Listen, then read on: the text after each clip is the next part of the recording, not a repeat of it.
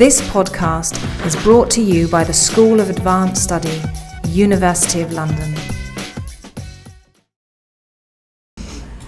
Good evening, everybody, and welcome to our Oral History and Institute of Historical Research seminar. Today we are pleased to welcome Professor Louise from the University of Middlesex.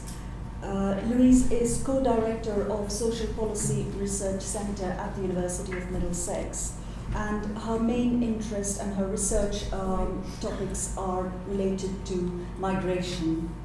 Her most recent project was an ESRC-funded study on French capital.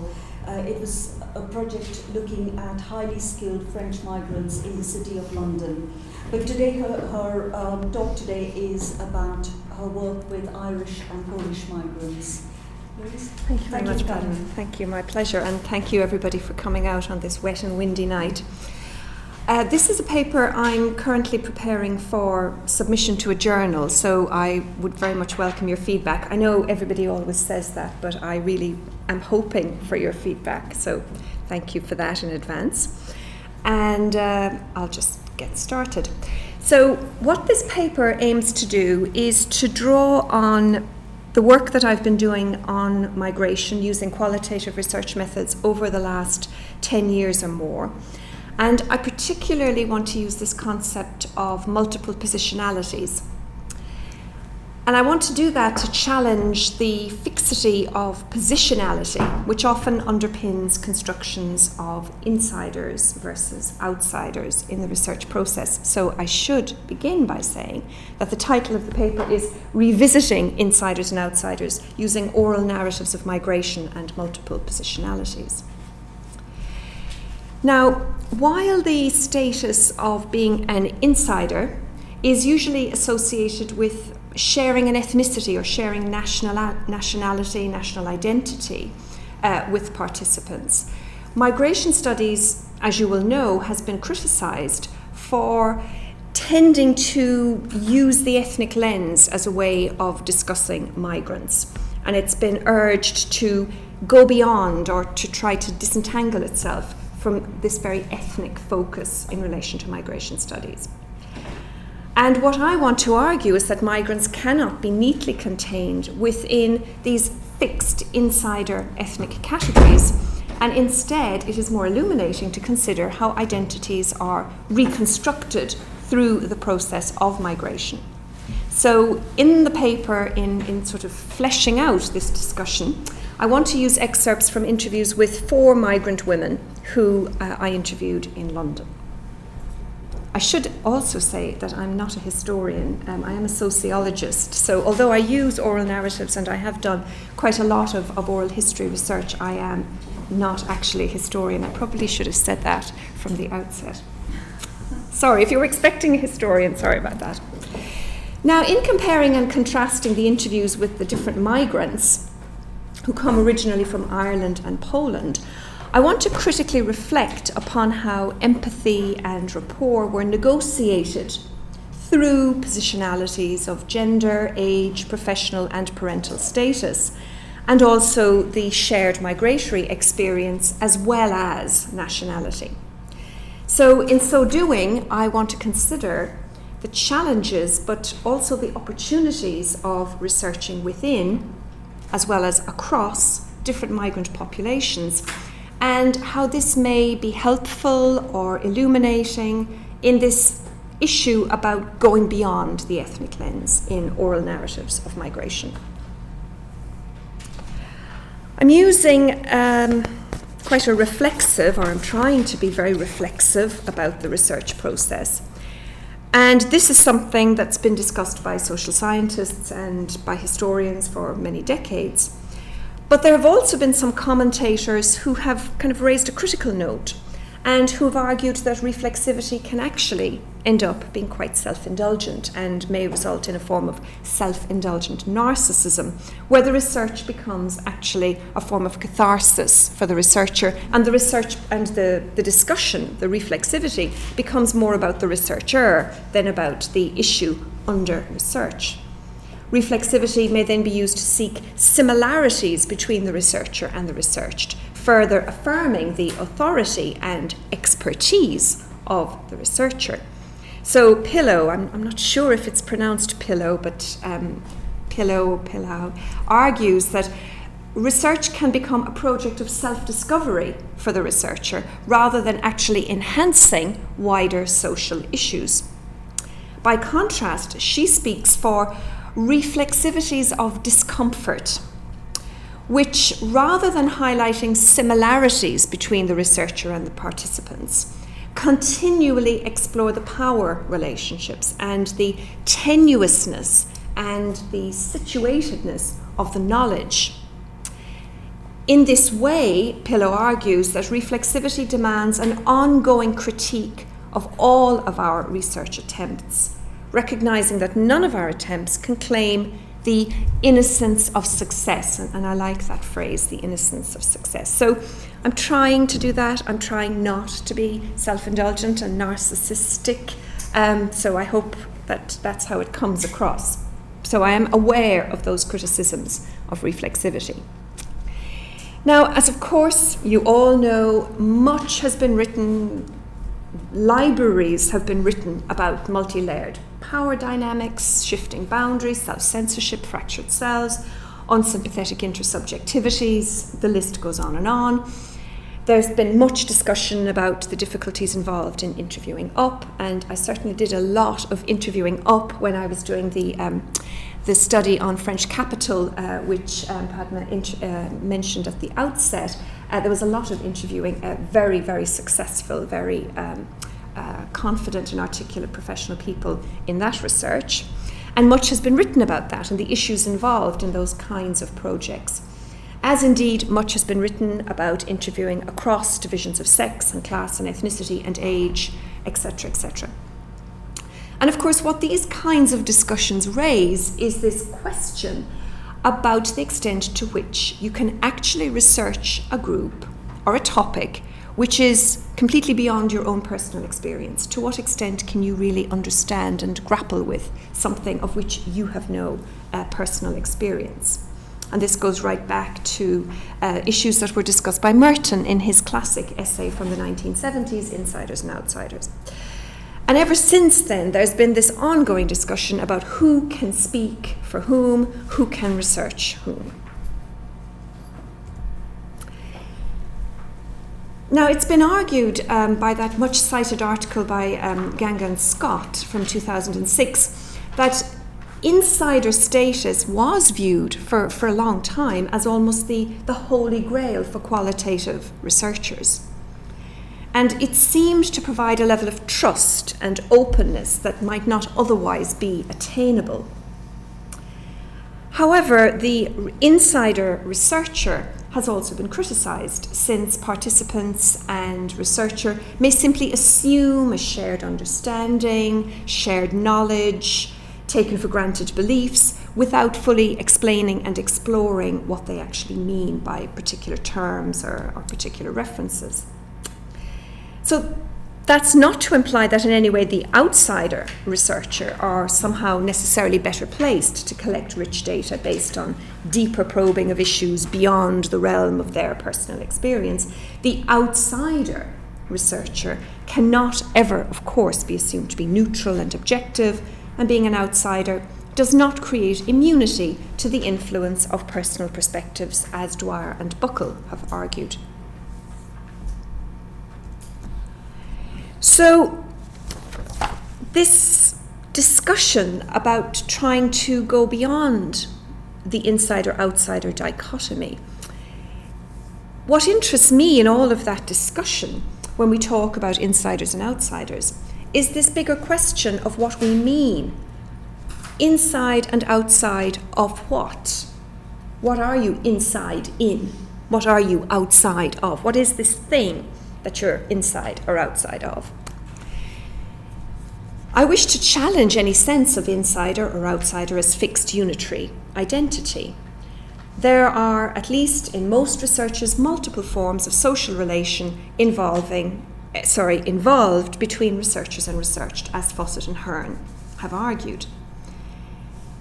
this notion complicates any simple sense of being an insider. The concept of positioning challenges the assumption of this kind of unitary, essentialized standpoint, and thus highlights instead the plurality of identities: age, class, religion, gender, ethnicity, nationality, sexuality, etc. And I want to use the concept of multiple positionalities to interrogate the assumed ethnic insiderness which pervades much migration research, because I think particularly in relation to migration research, the notion of inside or outside is usually defined in relation to national and ethnic boundaries. You're an insider if you share the same national or ethnic identity or background as the participants, and you're an outsider if you don't. It often kind of gets boiled down to that sort of assumption around ethnic and national boundaries. Instead, I want to look at the interview encounter using more of a notion of a dance. That's been done before. I'm not the first person to use that metaphor. I would suggest that it isn't always easy or indeed possible to predict how you will be placed by participants, how commonality or difference will be constructed, interpreted or experienced in that encounter between you and the other person. You, as a researcher in your head, may have an idea about all insiders together, or I'm really different from this person. But of course, they are also an active partner in that process, in that dance. You're placing them, but they are also placing you. They're often making assumptions about you, which may or may not be visible to you. You may not be aware of how they're placing you. And part of what I want to do in the excerpts that I'll talk about later is to try to maybe unpick some of that placing and positioning. The interview encounter, therefore, is not only a process of identity work, but it is also a process of mutual identity construction. And that's why I want to use this kind of notion of a rhythmic encounter, because there's a lot of positioning and placing going on, and it's dynamic, it's fluid. Therefore, far from being stable, these identities may be reformed and reshaped through this encounter as various verbal and non-verbal clues are being used to piece together a sense of the other actor. My sense of myself, my sense of you, how you see me, how I see you, etc. And Raison and Ross refer to the fluidity of identities through the research encounter also as a dance, in which both parties attempt to size each other up. So I think that maybe looking at it from this perspective may help us in engaging with this challenge of going beyond the ethnic lens. So Glick, Schiller and Jagler are critical of what they describe as the persistent use of the ethnic group as the unit of analysis in migration studies. And obviously Glick, Schiller has written several papers on this over the years, but I think this paper from 2009, I think it was in the Journal of Ethnic and Migration Studies. I found that to be a very, very helpful and useful paper in helping me to try to grapple with some of these issues.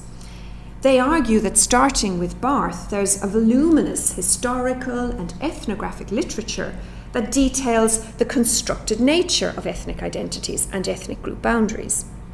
They also go on to say in that paper that most migration scholars start off by acknowledging that and then proceed to use the ethnic group as a fixed category anyway. So there's that kind of contradiction going on in a lot of migration research, and I don't claim that I'm innocent of that either. Migrants from a specific country or a region are usually assumed to form an ethnic group before the research is even conducted, before their identities, actions, social relations and beliefs are studied.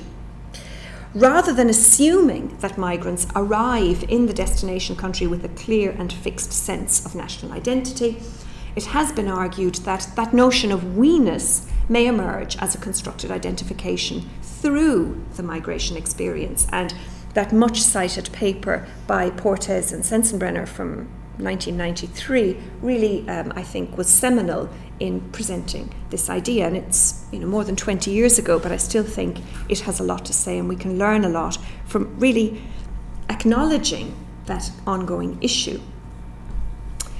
So what my research has been doing over the last 14 or 15 years has been looking at various issues around gender and migration, I would say, is kind of the overarching theme that links lots of different projects together. So in 2004-05, I did an oral history study looking at women who migrated from Ireland to Britain in the post-war period to work as nurses. Many of them were directly recruited to work as nurses in the NHS in the post-war period. And that study focused on their motivations, experiences and strategies of migration.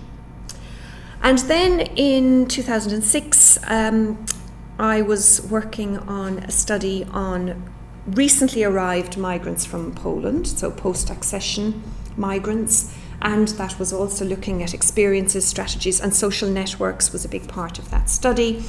There were a total of 46 participants in interviews, individual interviews, and also focus groups. And in addition to that 46, there were also 10 key informants from Polish organizations. And then there were other projects. There was the French project. It's not that I didn't do anything between 2006 and 2013. I wouldn't want to give that impression. But in 2013, my most recent study was looking at a very new group of migrants who had arrived from Ireland to work as teachers in British schools. There's been quite a lot of stuff in the media about this in the last year or so. It's become quite a phenomenon, the phenomenon of Irish teachers. And it was a mixed method study, 114 participants using both an online survey, interviews and focus group. So what I want to do this evening is to draw a couple of examples from these different projects, just focusing on those 3 projects in particular. Now, although all of these studies were defined through national categories, so you may be sitting there going, she's just completely contradicted herself with this ethnic lens business. I know, but I've got a slide about this, so I'm trying to sort of make sense of this. All of the participants to those 3 groups, to those 3 studies, were defined through national categories. They were recruited because they had come from Poland, because they'd come from Ireland. However, I'm trying not to make any assumptions about how they then identified as Irish or Polish, or how they articulated those identities, or how important those identities were to them. And I know that Laura Morrison has recently written a paper about precisely this kind of challenge of recruiting a group of people because they share a particular nationality. Laura's work is on Romanian migrants, but not prejudging how ethnic or national identity will be experienced by these participants. So I'm aware that there's kind of a tension there, but I hope when you see the excerpts that you'll see how I'm trying to negotiate my way around that. So an element of what all of those projects were doing was to explore how identifications were constructed, negotiated, and performed. Now, as I said, I'm selecting some key moments from these interviews. Just to say something about the extracts that I've selected, I've chosen them because they illustrate, I think, the complex and shifting dynamics of the interview encounter. And in so doing, they provide glimpses into processes of co-constructions and positionalities adopted and ascribed by the women and by myself. I'm not suggesting that all the excerpts are representative of all the interviews, but I would say that the examples I've chosen highlight themes that were apparent across many of the interviews, so they're not just very isolated examples. I also chose these particular excerpts because they're from interviews that I conducted myself in English, and I do have to fess up about that. In the Polish study, some of the interviews were carried out in Polish by a Polish-speaking research fellow, and I'm aware that language, of course, is a very complex issue in this whole process, particularly when you're doing migration research, where language continually comes up as an issue. And I think that language is often an issue. Why? People kind of develop specialisms in researching particular migrant groups, and you'll see some migration scholars over their entire career may have just researched one particular group. The challenge in trying to research across groups is the challenge of language. So the interviews I'm talking about today were all conducted in English. We can debate that later on if you have particularly strong views about that. Okay, so I'm going to start off by looking at some of the interviews with Irish women, where on the surface there might be an assumed insiderness. I am Irish. They are Irish. We are all women. We are all migrants. We are all living in London. Hey, we've got loads in common. I must be an insider. It's obvious. Or is it really? What's going on there? I'm particularly interested in the way in which age and generation created moments of empathy and rapport, but also marked tensions and distance in the interviews. So I'm going to start off by talking about Fidelma, who was one of the nurses. And when I interviewed her, she was in her early 50s, divorced with 2 grown-up children, and she had arrived in Britain in the 1970s. She spent much of the interview talking about her experiences of migration, her career, but also her very complex relationship with Ireland. And this was largely framed in the interview by narratives about her unhappy marriage and eventual divorce. And the story of the way that the breakdown of her marriage not just affected the relationship between her and her husband and her children, but also her family in Ireland. And, eventually it led to quite a lot of tension between her and her family in Ireland. So the story of the marital breakdown brought into sharp relief the differences between Britain, where divorce was widely available, and Ireland, where divorce was then illegal. So she says, my marriage was so crazy because of being brought up in Ireland. I remember going home one year and I said to my mother, I'm going to get divorced. And she said to me, oh, don't have divorces in this family. This religious thing. Now, this was kind of an ongoing theme, actually, throughout a large section of the interview. And throughout the interview, Fidelma continually took for granted my knowledge of Irish society. At no point in the interview does she ever say that divorce used to be illegal in Ireland. There was just that complete assumption that I understood all that background and context. In fact, divorce wasn't legalised until 1996. Thus, it appears that she was implicitly identifying and placing me as an insider, an Irish woman with the necessary background knowledge to grasp the significance of what was being said. Elsewhere in the interview, she continues to assume my knowledge of Ireland. So she said, but don't you think Irish people can be very, they have this status thing. The majority of them have never done anything themselves, so I don't know where they get it from or why they have this idea that you're no good unless you've got this or that. And then I say, but do you not think that things have changed a lot in Ireland now? They have divorce now. And she replied, oh yes, they have changed a lot, but they haven't all changed. Now I think this exchange is quite interesting because although we're all supposed to be insiders in this kind of collective Irishness, it's very interesting that she refers to Irish people as they, not we, they. And she's referring to Irish people in Ireland. There's very much a sense of her constructing herself and placing herself as an outsider. Them over there, that lot, they're different. I don't understand why they're the way they are. And they're kind of all like that. Irish people can be very, they have this status thing. So she very much constructs Irish people in Ireland as they. And what struck me when I read this again is, so do I. Because I then say, they have divorced now. And then she continues, they've changed, but they haven't all changed. So there's very much the sense in which, instead of being cosy insiders in this shared Irishness, we're both kind of standing back and reflecting on Ireland and the people who live there as being somehow them. However, what really struck me was how the pronoun changed completely when she started to talk about Irish people in Britain. Because when she talked about Irish people in Britain, there was now this introduction of the we-ness. So the we-ness, to use Porte's term, was not all Irish people or not Irish people in Ireland, but a sense of an imagined Irish community in Britain. Now, where did that come from? Why did she feel part of an Irish community and an insiderness here, but not there?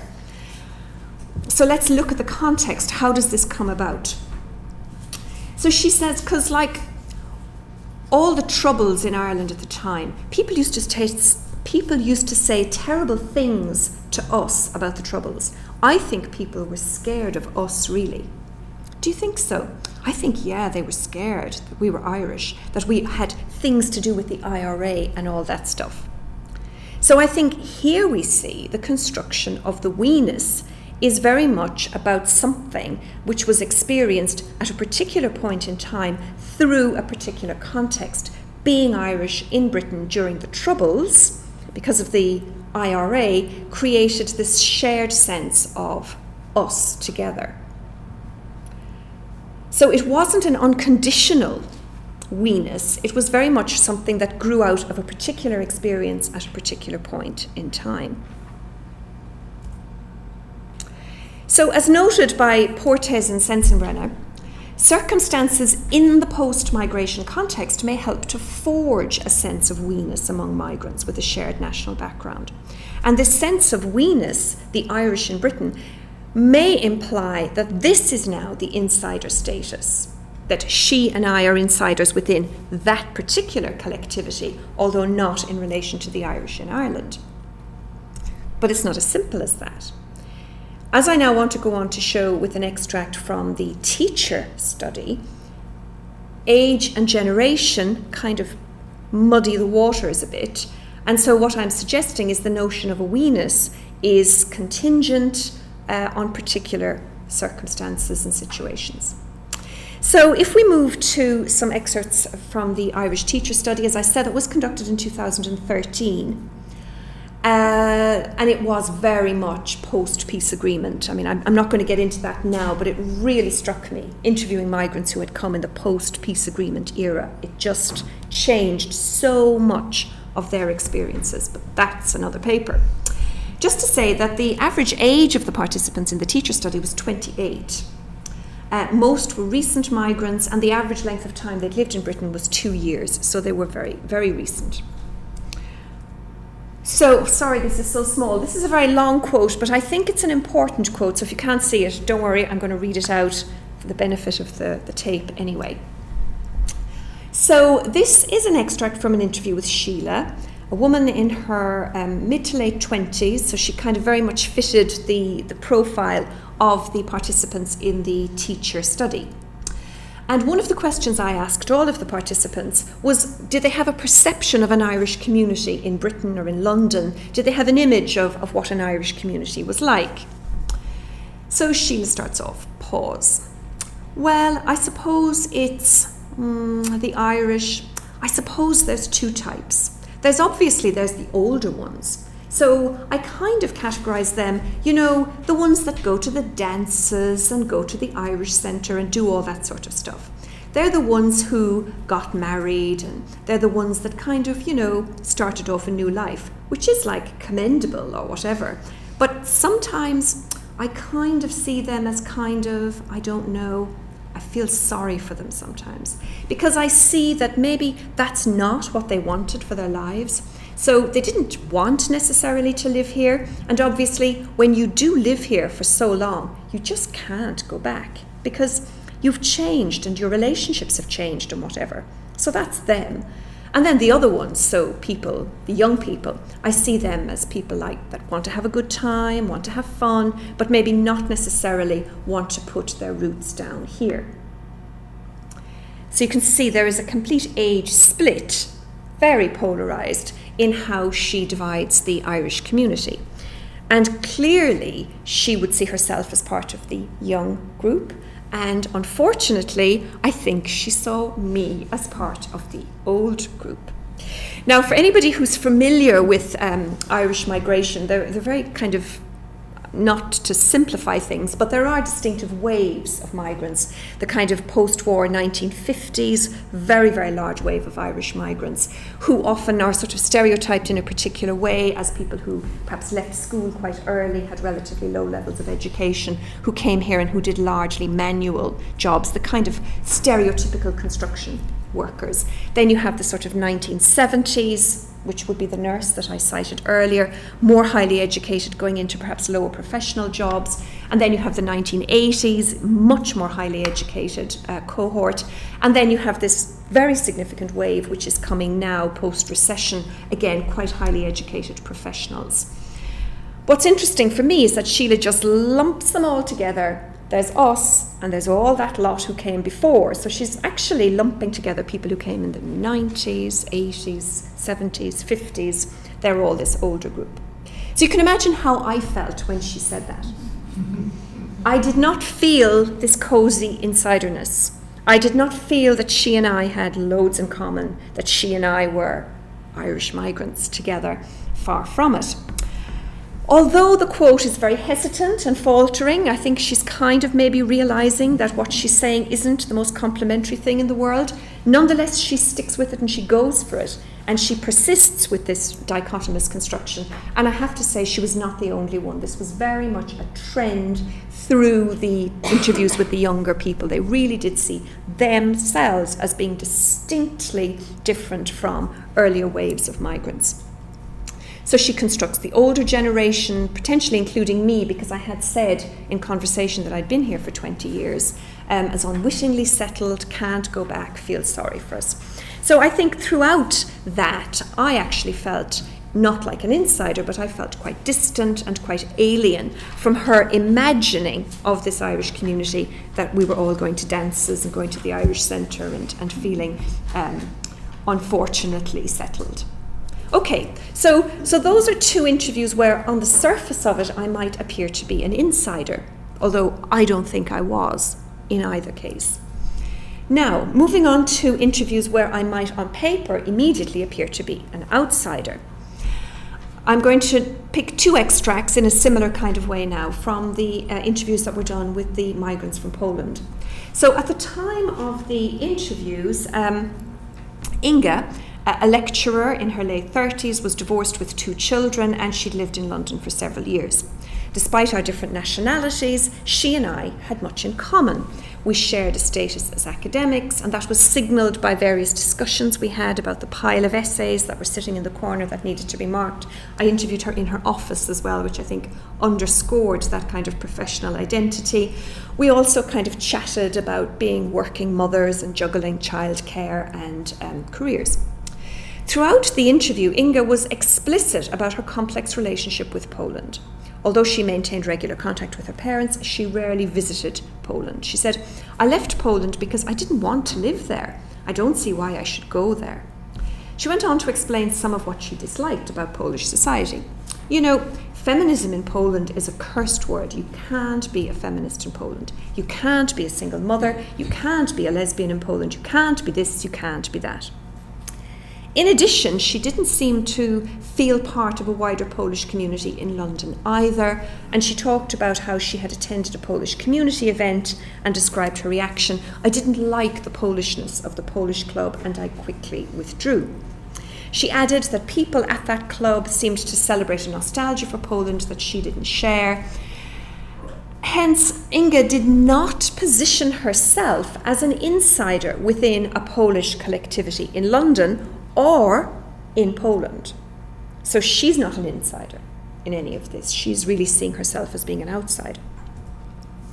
Throughout the interview, usually with very little interruption from me, she reflected at length about her relationship to Polishness. She said, "In London, there were a lot of issues around Polishness which confronted me in the beginning against my will. I thought, why do I have to be bothered about my Polishness? I thought, it is enough to be myself. Why do I need to identify myself as Polish?"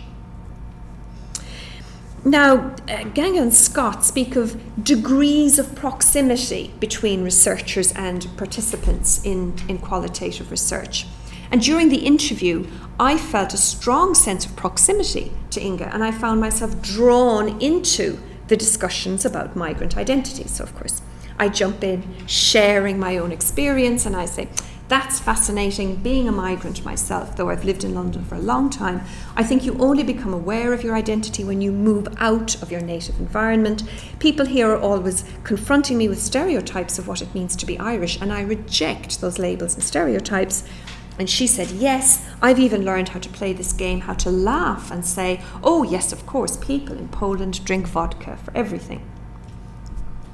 So I think it's kind of clear to see that, there was a lot of exchanging going on in this interview, and we felt, I certainly felt, I hope she did as well, that, we were able to really understand a lot of these kinds of experiences. We seemed to see things from a similar perspective in relation to how this kind of notion of a shared ethnicity could be something that we wanted to distance ourselves from. Now, the other extract from the Polish study is drawn from an interview with Violetta, who was an older woman who had lived in Britain for many decades, and she was actually a key informant from a Polish organisation. It is noteworthy that she was strongly invested in depicting a shared sense of Polish we-ness. And obviously, she was from an organisation. She felt that she was almost a sort of spokesperson, I think, for the community.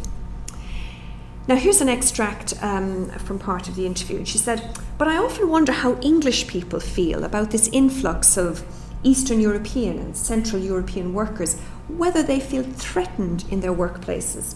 I don't know.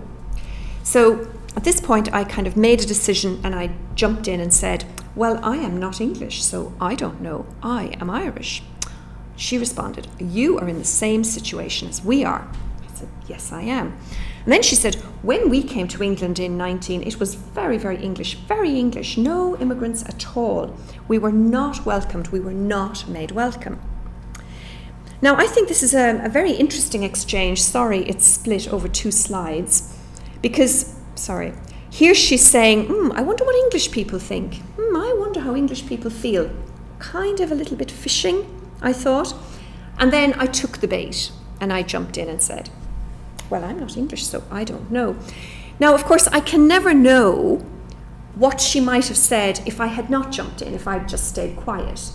I don't know if she would have then said, when we came here, it was very English and we were not made welcome. If I'd said, oh yes, I'm English and I can tell you exactly what English people think, then she mightn't have ever said this, but I don't know that. I can only guess. Because I made the decision to position myself very explicitly as Irish, I felt that perhaps it enabled her to say things that maybe she wouldn't have said otherwise. However, once I had positioned myself as Irish and a migrant, I was then kind of unable or unprepared. I was unable to predict and unprepared for how she was going to take that information and use it in the rest of the interview. So then a bit later on she says, I believe in Polish, the Polishness of Poles, and that eventually they will realise that they are missing out, because whichever way you look at it, living in a different country does not make you happy. I'm sure you know this yourself, being Irish, that you hanker for your own. You want to be with your own family in a wider spectrum. It's the same idea. We feel happier amongst Poles. Now, I felt really uncomfortable when she said this and that I was being drawn into this assumption. But in a sense, I'd kind of left myself open to that. I positioned myself and then she took that information and used it. And in some ways, perhaps it was good because it enabled her to say things that maybe she wouldn't have felt comfortable saying. But clearly she's positioning me within this sense of, clearly you must hanker for Irish people and you'd only be happy with Irish people, because that's how she feels about Poles. Nonetheless, despite seeking to present a positive view of Poles, challenging the negative stereotypes, Violetta also highlighted differences amongst Poles in Britain. So she was setting up a shared we-ness, this imagined Polish community in Britain, and at the same time she was also drawing attention to differences within it. Throughout the interview, she continually drew attention to generational differences. between her generation of Polish migrants post-war and the more recent post-accession generation. She says, we didn't get any support from the British government. It was all our own sweat and blood. My parents' generation mostly, we did all the hard slog. And now these young people come and think they're entitled to it. And that's just one of many similar statements she made, drawing attention to the kind of them and us within the wider Polish community in Britain. So despite her initial efforts to present a shared sense of Polish we-ness, she repeatedly highlighted differences. And in this way, like Sheila, the teacher that I quoted earlier, there's a division of the imagined community along generational lines, this us and them polarity. So, where does that leave this notion of insiders and outsiders? Because what I've tried to show with those few excerpts is how slippery and unstable all of that is, how people are positioning themselves in quite complex ways in relation to these kinds of imagined communities. So I've suggested that insider and outsider actually are pretty useless. I think they no longer serve, if they ever did serve, as heuristic devices for researchers. People are not simply insiders or outsiders within a national group. In a research context, the relevance and salience of national cleavages cannot be taken for granted. Moving away from fixed notions of insiders and outsiders to focus on dynamic positionalities enables us, I suggest, to go beyond the ethnic lens, or at least to try to think about things beyond the ethnic lens. The paper argues not only that nationality or ethnicity, and I realise that nationality and ethnicity are not the same thing, but in each case, they are just particular aspects of identity, and they are highly contingent and constructed.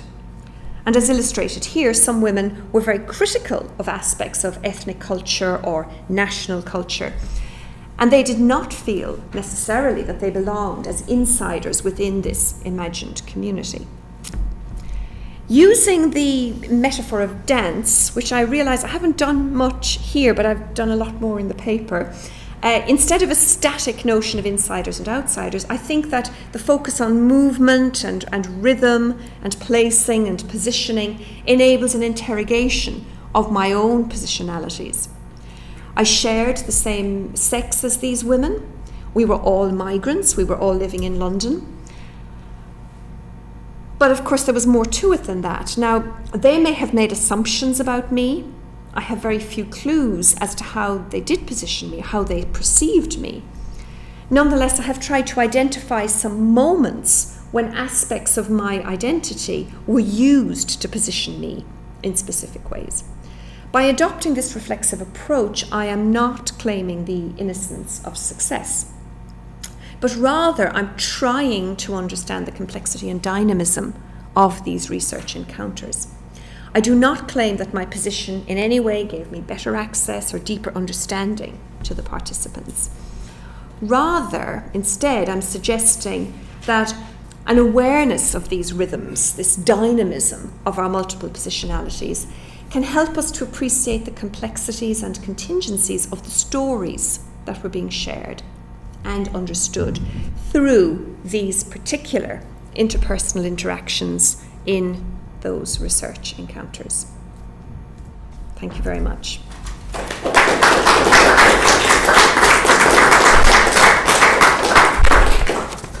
Thank you very much, Louise. That was really interesting.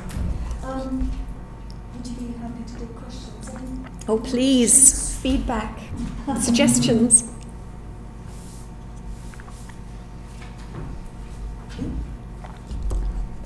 Thank you very much. It's so stimulating. Thank you.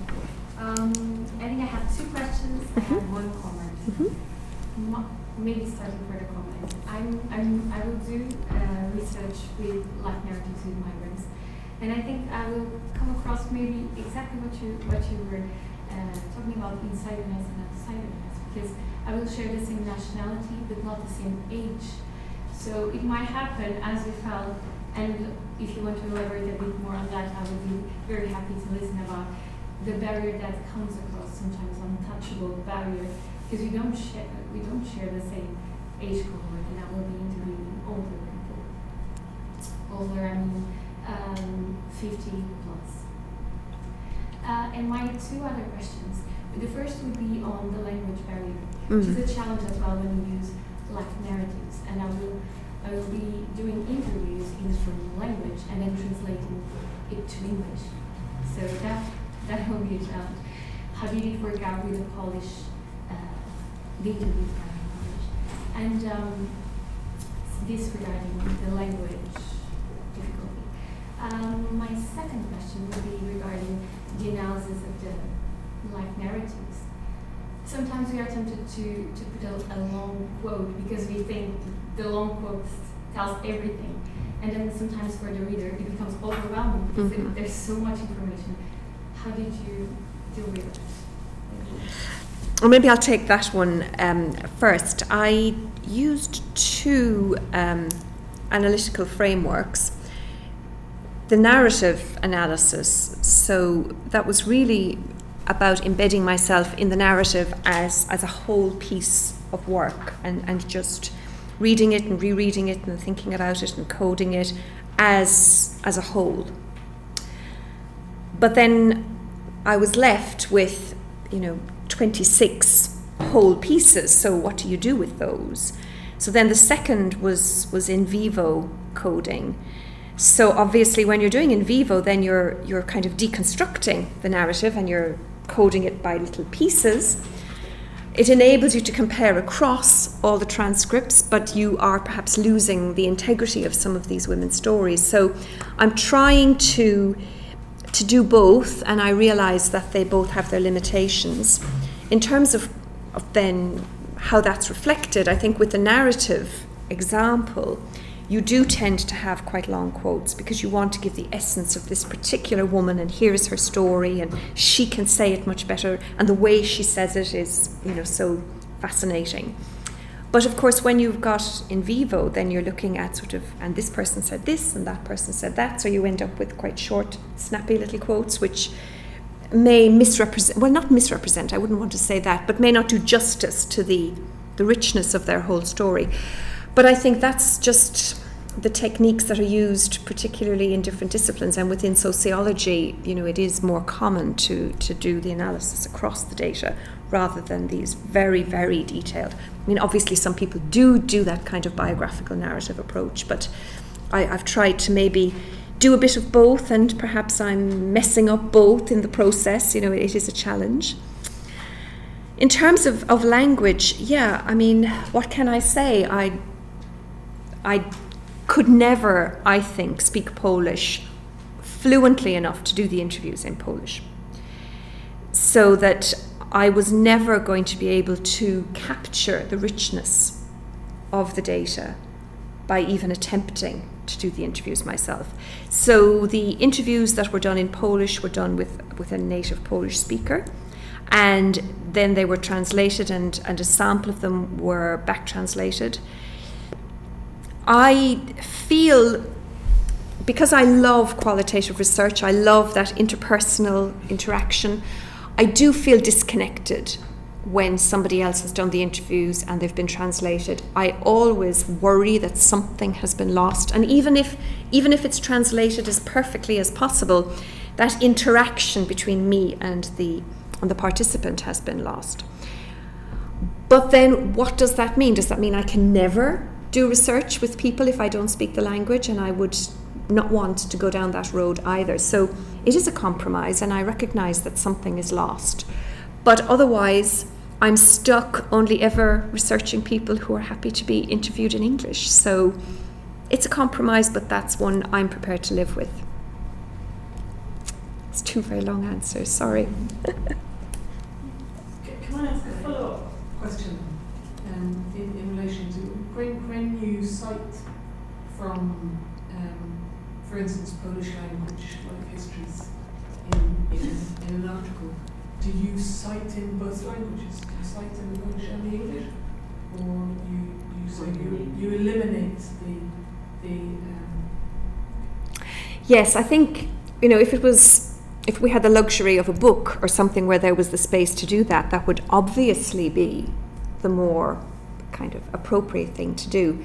But in a journal article where they're saying you've got 8,000 words and you dare not go one word over the 8,000 cut-off point, there just isn't the space in which to do that.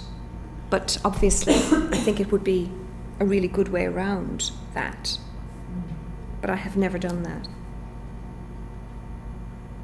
So are the interviews in Polish, have they been transcribed and translated in full or just? Oh no, in full. In full. In full. And then because I wanted to be involved in the in vivo coding, they were coded in vivo in English.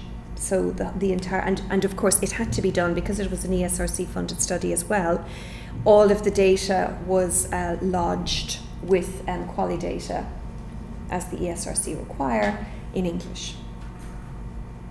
Following that, Louise, Mm-hmm. were you able to use Irish, any local dialect of the participants anywhere, just to see the use of that very mother tongue feeling coming out? Well, I would love to say yes, because that's my chance to redeem myself on the linguistic front. But unfortunately, most people in Ireland would speak English as their first language. The people who speak Irish as a first language are a very small minority of people. So all those interviews were conducted in English as well.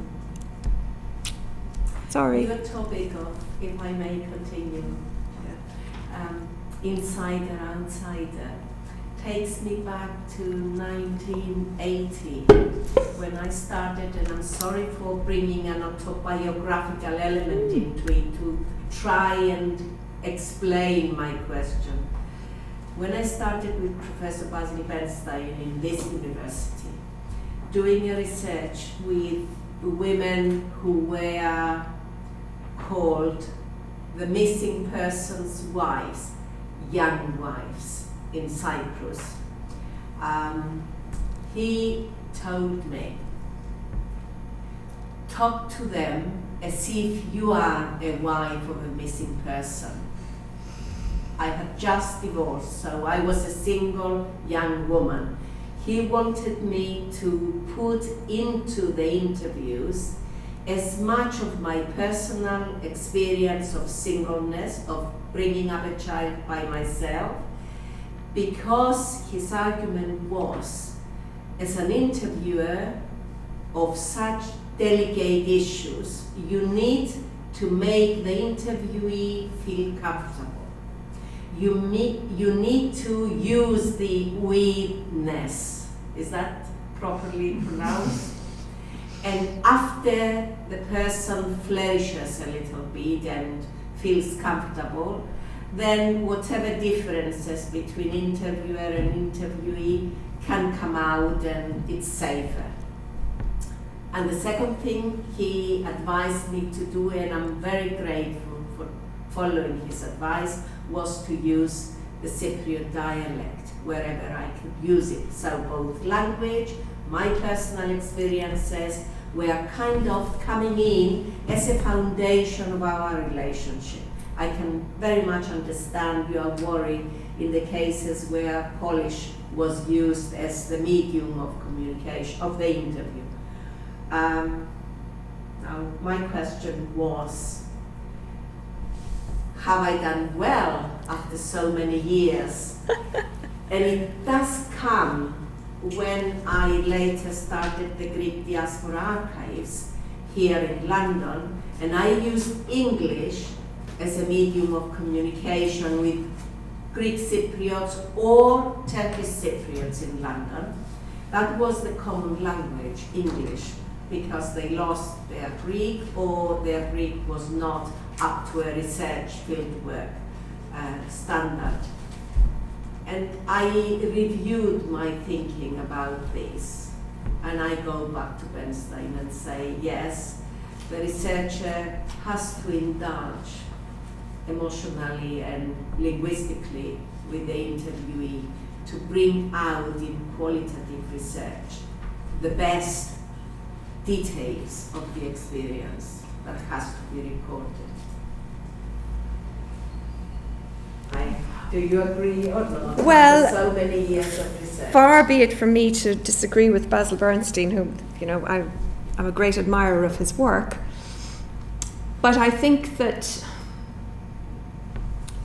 it depends really on the extent to which this is being done in a way which is completely transparent and honest. And I'm sure when you did it, it was completely honest and transparent.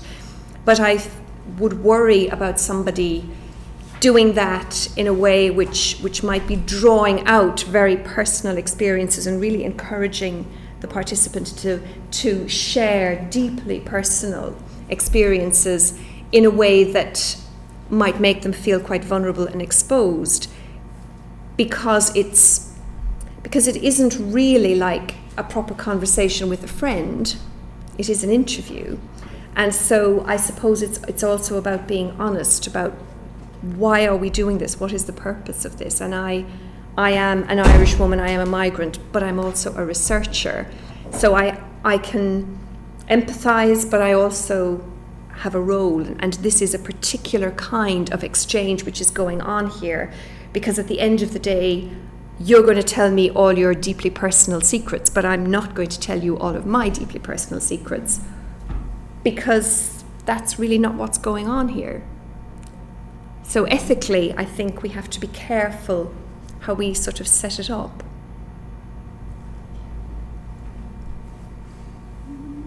It's interesting your notion, the key moments. Are these are kind of more analytical than operational, are they? Or would you learn from this and try to induce key moments in some way? I mean, what do you take from this perception of key moments when you can see both something becomes revealed to you, in this case it's inside or outside of shifting nature? I mean, is this something that you would attempt to kind of operationalise in some way in future interviews, or is it something you see in the analysis of the data? Well, this is a very interesting question, of course, because you could argue that I am now seeing this in hindsight. And being honest, there were some of those moments where at the time in the interview I did kind of feel, ooh, what's just gone on there? But there were others where it really struck me afterwards when I listened back to the tape or when I was transcribing it. So I don't want to now appear as if I had this kind of wonderful sensitivity going on in the middle of the interview. But in some of them I remember that feeling of what's just happened. But some of them I am reading it in kind of post hoc in the analysis. But whether I mean, I don't know if this is what you're asking me, Joanne, but is it like, could I, now that I see how this could happen, almost engineer it or kind of provoke it? I don't know if I'm that good an interviewer, actually, because most of the time I'm just so busy listening to what they're saying and trying to think of my next question and trying to think, okay, where are we going with this, that I'm not as in control of the process as perhaps somebody might be. I'm usually, in many cases, taking the lead from the participant, particularly with Violetta, because she was such a strong, confident, articulate woman. I was very much taking the lead from her. So, yeah, I'm not sure that it's something I could provoke. Are you more sensitive to it now, do you feel? And not just to put your completely thoughts and saying your awareness of that. I just wonder, it seems such a good notion to actually be able to, even if you don't adopt it as a strategy, to suddenly realise, yes, as you say, this has happened. And, does that then shift the nature of the interview in some direction, or is it something to note in a positive sense or in a negative sense in the interview? I don't know how you would use it. Well, I think maybe what happened with the teacher interviews was because the first few young people started to set up this dichotomy between us, highly mobile, young, European, highly educated, and that ancient lot of Irish migrants who were all digging the roads and, really kind of uneducated.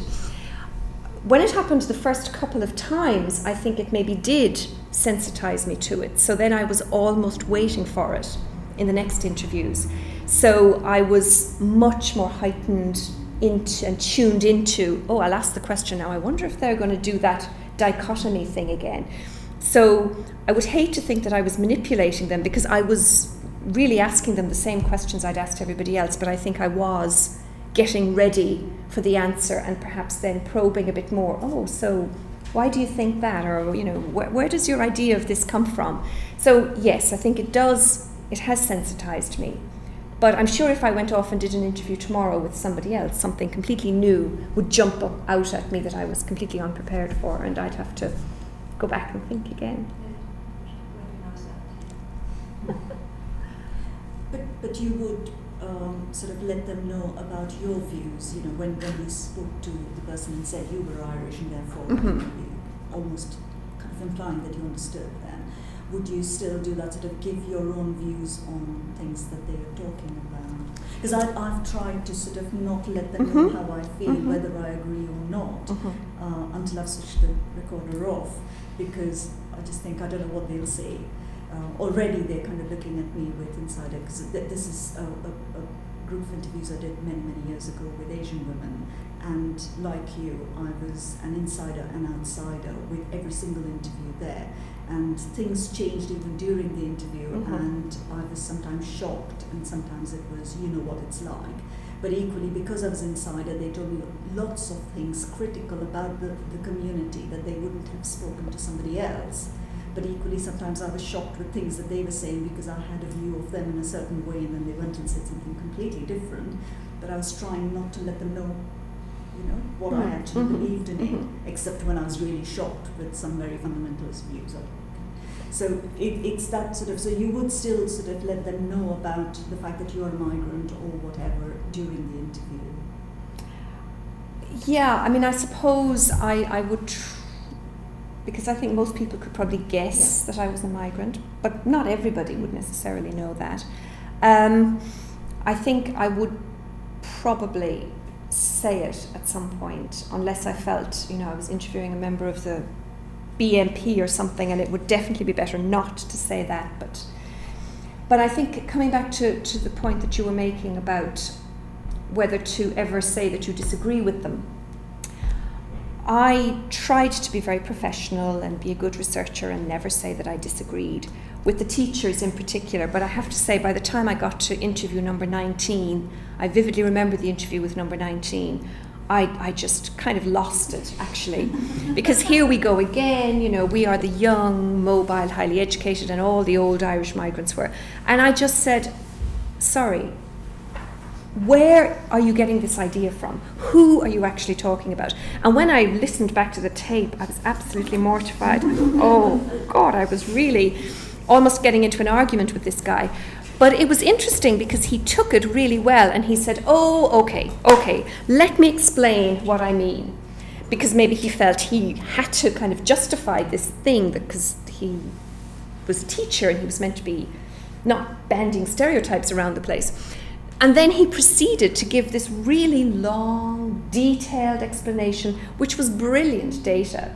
And I kind of congratulate myself and say, if I hadn't been so bolshy and disagreed with him, he would never have gone on to expand and elaborate in the way that he did. But I also feel like I probably wouldn't have done that, except he was number 19, and I really couldn't bear to listen to it again. And also because I felt at that point they were all saying such similar things that I needed to be provocative, or I would never get anything more than just this really hackneyed stereotype of the old migrant and the new migrant. So I think sometimes challenging and showing that you don't agree can, but it's a risk. So I completely empathize with your position, but I think sometimes it can pay off. But it almost sounds like they have created a myth within that community, haven't they? You know, maybe they talk about it to each other, because if they meet up and things and they say, oh, that old lot, you know. So they have now a community myth that's been created. But I think it's not just Irish migrants, because the Polish, there was a similar kind of generational difference. And I don't know, I don't want to generalize too much, but But I do think that maybe with younger migrants who come to a country and perhaps for the very first time encounter the older community, the Polonia, for example, that they may never have seen back in Poland, they're like, who are these people? What are they doing? You know, it's the Badgie on the beach kind of metaphor. And so that perhaps reinforces this them and us, you know, we're not all the same.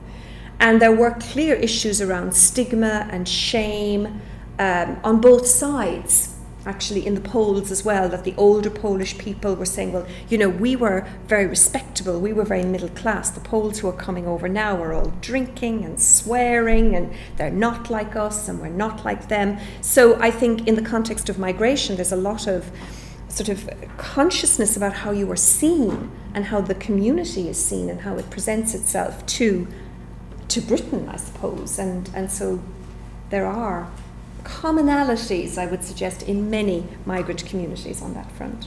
Experience that. Are there any more questions, comments? Can I ask a question about your about your previous research and what you were saying about interviewing up? Because I'm doing some work for the volunteering for the Parliament, oral history of Parliament. So I'm ending up interviewing ex-MPs and very much interviewing up and in very grand houses and what have you. So what was your sort of experience of interviewing up, as you call it, and how do you sort of, you know, stop yourself feeling kind of cowed and a bit in awe of these grand wealthy people that you might be interviewing? Yeah, it was really difficult. I mean, it's really a sort of salutary lesson in any sense you might have of your own importance as a professor. You know, you're interviewing people who just don't give a damn that you're a professor, that they've never heard of, because they earn, you know, 10 times more than you will ever earn in your lifetime. And you know, I learned that I had to dress in a particular way, I had to present myself in a particular way, I had to take myself very seriously, not allow myself to be talked down to. And, you know, there's that book Space Invaders, which is about this young woman who goes and interviews. I quote it somewhere in the paper. I can give you the reference. It's not Nimal. It is Nimal, yes, Space Invaders. She has written precisely about going to the House of Commons and interviewing MPs, and they keep her waiting and they kind of say, yes, I can give you 5 minutes, dear, and, you know, quite patronising. So I think everything we've learned about respecting the participants, being sensitive to the participant, when the participant is a multimillionaire banker and treats you like a little inconvenience, then it's really about you bigging yourself up and being really confident and assertive. And one of the things that really struck me is when the interviews would begin with the bankers, the first thing they would do is give me their business card. And so I quickly learned that I'd better have a business card and reciprocate, and here's my business card.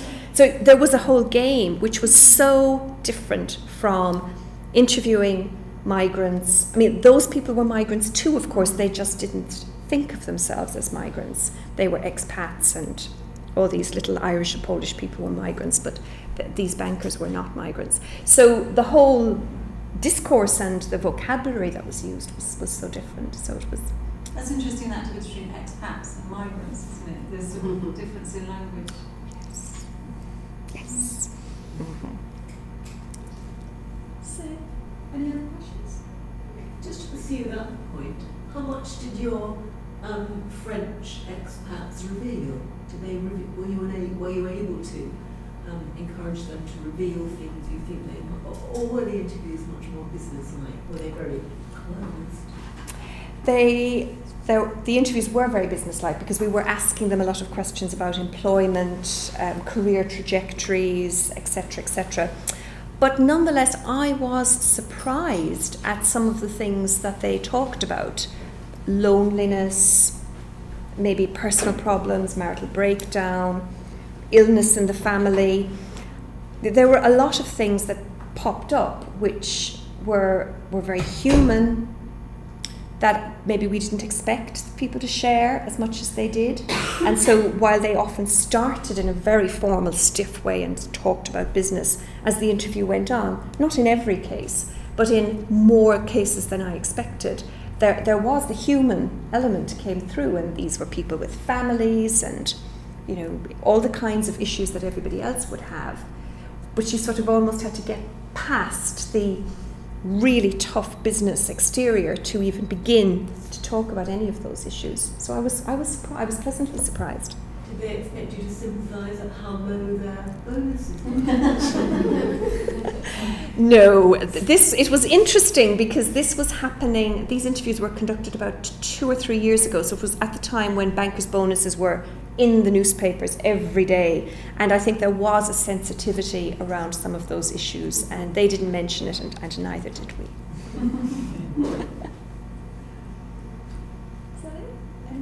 Thank you very much. Thank Louise. you That all was very much. Thank Thank you.